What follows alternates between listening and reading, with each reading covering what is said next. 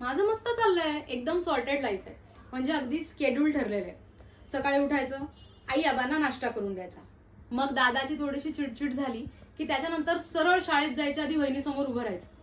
माझ्या वहिनीच्या हाताला काय चव आहे, सॉरी जिभेला काय चव आहे.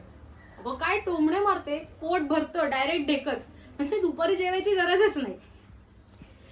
मग शाळेत जायचं आणि माझ्या चिल्ल्या पिल्लांना एबीसीडी शिकवायची, 1 2 3 शिकवायचं.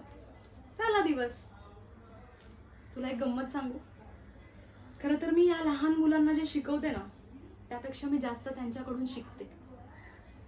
मी त्यांच्याकडून एक गोष्ट शिकली, ही लहान मुलं जी स्वप्न बघतात ना ती पूर्ण होतीलच अशी आशा धरून ठेवत नाही. त्यामुळे रात्री निवांत झोपतात. आणि आपल्याला बघ ना, आपल्याला झोपच लागत नाही ग. म्हणजे कारण पण तशीच आहेत.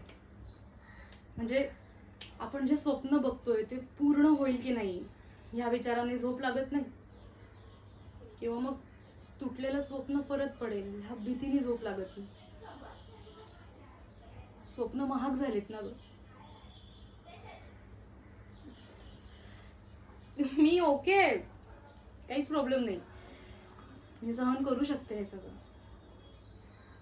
पण मला वाईट त्या मुलींसाठी वाटतं ज्या हे सहन करू शकत नाहीत, की आपल्याकडे पैसे नाहीयेत म्हणून आपल्याला हवं ते शिक्षण घेता येत नाही, आपल्याला आपलं स्वप्न पूर्ण करता येत नाहीत आणि म्हणून ते आत्महत्या करतात. ह्या लोकांनी जो शिक्षणाचा बाजार केलाय ना त्या मंडईत आपल्या हक्काचा तराजू सतत रिकामा आहे आणि ह्याची तिडीक जाते माझ्या डोक्यात. त्यांच्यासाठी काहीतरी करायचंय मला.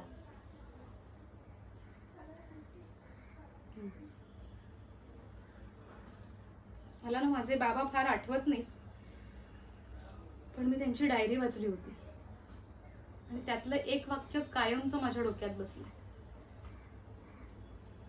गुन्हेगार गुन्हा करतो म्हणून समाज उद्ध्वस्त होत नाही, समाज उद्ध्वस्त होतो कारण कॅपेबल माणसं काहीच करत नाहीत.